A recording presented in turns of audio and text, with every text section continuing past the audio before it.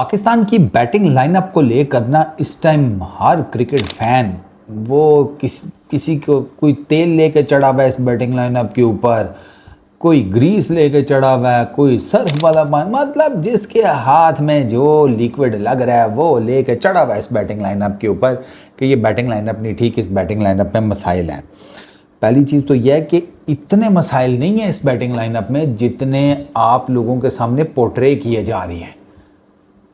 ये batting lineup ठीक है, इस बैटिंग लाइनअप में सिर्फ एक मसला है, और ये जो मैं कह रहा हूँ ना कि ये बैटिंग लाइनअप ठीक है, उसकी ना मैं आपको एक प्राइम एग्जांपल बताता हूँ।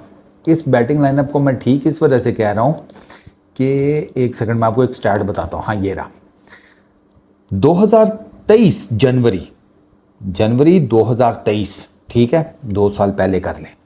जनवरी 2023 से दिसंबर 2024, उन 2 सालों में हमने T20 इंटरनेशनल्स में सिर्फ 9 मरतबा 180 या 180 प्लस कर लो, 180 प्लस के टोटल्स बनाए हैं, 9 टाइम्स 9, ठीक है, 2 सालों में।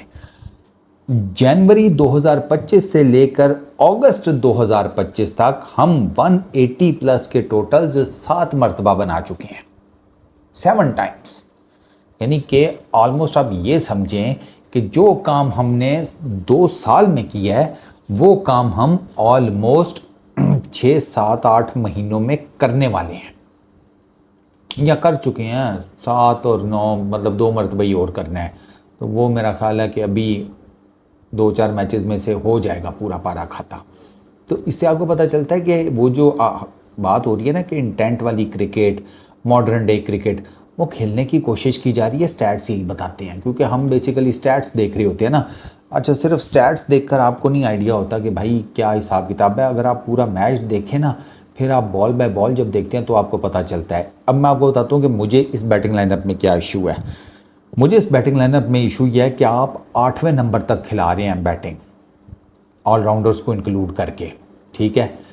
5 आपके प्रॉपर बैट्समैन हैं पहले, ठीक है, 6ठा आपका विकेट कीपर बैट्समैन है, उसके बाद 2 आपके ऑलराउंडर्स हैं। आपके पास साइम है, आपके पास अपना फरहान है, फ़खर जमान है, आपके पास सलमान अली आगा है, आपके पास हसन है, ठीक है, हसन नवाज़, फिर आपके पास हारिस है, फिर आपके पास नवाज़ है, फिर आपके पास फ़हीम है। 8 तो ये पक्के हैं। शाहीन और हारिस भी कुल्हाड़ा मार चला लेते हैं, यह तो आपको पता ही है। कापे कूपे तो वो भी मार लेते हैं जब उनका दिन हो। हारिस रऊफ़ पिछले मैच में हमारा हाईएस्ट रन गेटर है, 39, ठीक है, 200 के स्ट्राइक रेट से 4 छक्के वो मार गया। तो टुल्ले शुल्ले हसन सॉरी हारिस, रऊफ़ और शाहीन भी लगा लेते हैं। अगर उन्हें भी मैं पार्शली बैट्समैन कंसिडर करके डाल लूँ ना, तो ये 10वें नंबर तक जाती है हमारी बैटिंग। यानी कि 10वें नंबर तक हमारे जो बैटर्स हैं वो टुल्ला शुल्ला लगा लेते हैं, ऐसे कर लो, या रन्स बनाने की कैपेसिटी रखते हैं। अब मेरा मुद्दा ये है कि यार इशू ये बन रहा है कि हम ना हारिस को बहुत नीचे खिला रहे हैं, इतने नीचे हारिस को या फिर अब अगर आपने हारिस को रेगुलरली इतना नीचे खिलाना है ना, तो फिर आपको उसको टाइम देना पड़ेगा कि वो सिंक्रोनाइज हो नंबर 6-7 के ऊपर बैटिंग करने में। उसको टाइम लगेगा सिंक होने में कि यार यहाँ पर कैसे खेला जाता है, क्या हिसाब किताब होता है। अब प्रॉब्लम ये आ रही है कि देखें, जो काम आपके, मेरा ये मानना है कि जो काम आपके पहले 5 बैट्समैन नहीं कर सके ना, वो काम फिर 6ठा, 7वां, 8वां, 9वां, 10वां नंबर तक का बैट्समैन भी नहीं कर सकता। पाकिस्तान जितने मैचेस देखे आप देखिए, आपके पहले 5 में से स्कोर्स आए हैं तो आपने उस मैच में या बड़ा टोटल किया या आप मैचेस जीते हैं। अफ़गानिस्तान के अगेंस्ट पिछला मैच, उसमें पार्टनरशिप देख लें, ठीक है, यूएई वाली देख लें मैच में, ठीक है, उसमें हसन की बैटिंग, फिर साइम की बैटिंग, फिर आप उससे पीछे न्यूजीलैंड सॉरी वेस्ट इंडीज़ वाली सीरीज़ देख लें, बांग्लादेश वाली। आपका पहला 5 जो है ना वो स्कोर करता है तो आपकी गेम ठीक रहती है। अब ये जो पिछला अफ़गानिस्तान वाला मैच, आपके पहले 5 नहीं कुछ खास कर सके, आप देख लें आपके 6ठे, 7वें, 8वें नंबर पर आने वाले बैट्समैन और ऑलराउंडर्स ने क्या किया है। मेरा प्रॉब्लम ये है, मुझे ये लगता है कि आपको ना फ़खर को बाहर बिठाना चाहिए, ठीक है, आपको बिठाना पड़ेगा, आपको फ़खर, फरहान या साइम में से किसी को बाहर बिठाना पड़ेगा 3 ओपनर आप पहली 3 पोजीशंस पर लेकर बैठे हुए हैं, प्रेशर रखें थोड़ा। साइम और फरहान को अगर आप ओपनर खिलाते हैं, फ़खर जमान बाहर है, तो उन दोनों के ऊपर प्रेशर होगा इस चीज़ का कि यार हमें परफॉर्म करना है, अगर हमने परफॉर्म ना किया तो हमारी जगह कोई ले लेगा, फ़खर आ जाएगा हम में से हमारी जगह के ऊपर किसी भी एक की, कि अगर हमने परफॉर्म ना किया। अभी उस तरह का सच प्रेशर नहीं है इन अ वे कि मतलब हमको पता है कि फ़खर भी तो नीचे खेल ही रहा है ना, तो वो उस तरह का ना वो परफॉर्मेंसेस नहीं आ रही, वो प्रेशर, वो एक माहौल नहीं बन रहा।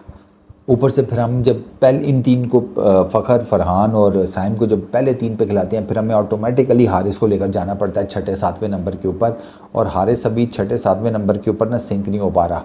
पिछले मैच में ही हैड द चांस, आधे ओवर्स पड़े थे यार, तो Haris could have done better, उसको थोड़ा बेहतर खेलना चाहिए था, लेकिन वो चूँकि नीचे खेल रहा है, उसे पता नहीं है, फिर ऊपर से रन्स भी नहीं बन रहे, फिर ऊपर से सोशल मीडिया के ऊपर ट्रोलिंग भी हो रही है हारिस की, मोहम्मद हारिस की, तो उन सारी चीज़ों का जो प्रेशर है ना वो हारिस के ऊपर फील हो रहा है। बल्ला एवं ही नहीं तोड़ा था उसने, पहले कब आउट हुआ है, पहले कोई ये पहली दफ़ा कि जल्दी आउट हुआ है, नहीं, इससे पहले भी कई दफ़ा जल्दी आउट हो चुका है, तो कितनी दफ़ा उसने अपना बल्ला तोड़ा है। वो प्रेशर है, वो जो उसने बल्ला तोड़ा है वो प्रेशर के अंडर तोड़ा है। तो आई रियली होप कि इस चीज़ को ना थोड़ा सॉर्ट आउट किया जाए, क्योंकि हम ना इसमें क्लियर कट नज़र आ रहा है कि हम अपने ऑलराउंडर्स के ऊपर बड़ा डिपेंडेंट होकर जा रही हैं। आप 3 बॉलर्स में इनके साथ जा रहे हैं, जिसमें एक सुफियान है, दूसरा शाहीन है, तीसरा हारिस है। पिछले मैच में सुफियान था, सलमान मिर्ज़ा था, हसन अली था, ये 3 आपके बॉलर हैं। फिर आपके पास नवाज़, फ़हीम, ये 2 आपके ऑलराउंडर्स हैं।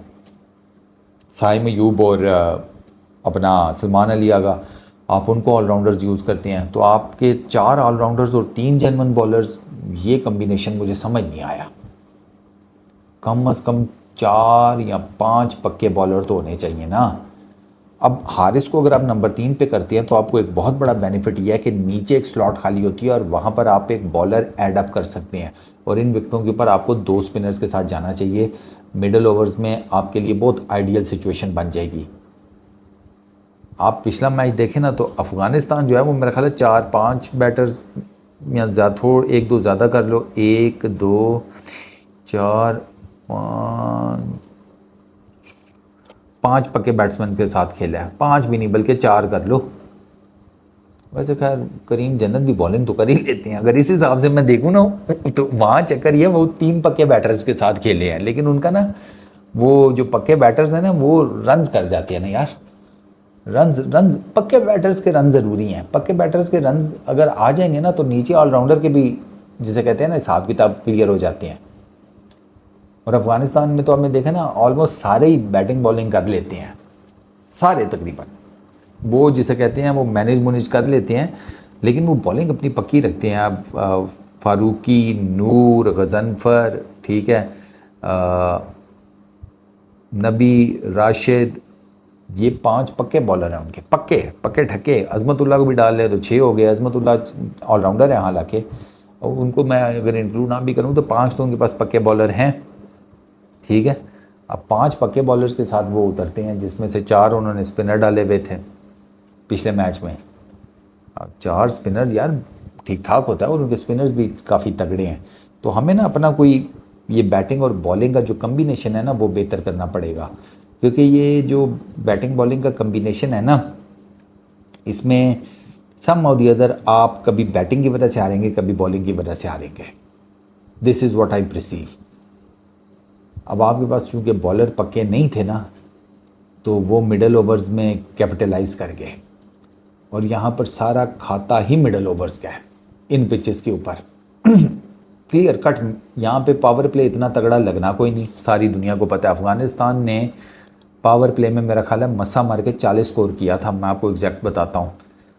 अफ़गानिस्तान का 34 रन्स थे अफ़गानिस्तान के पावर प्ले में।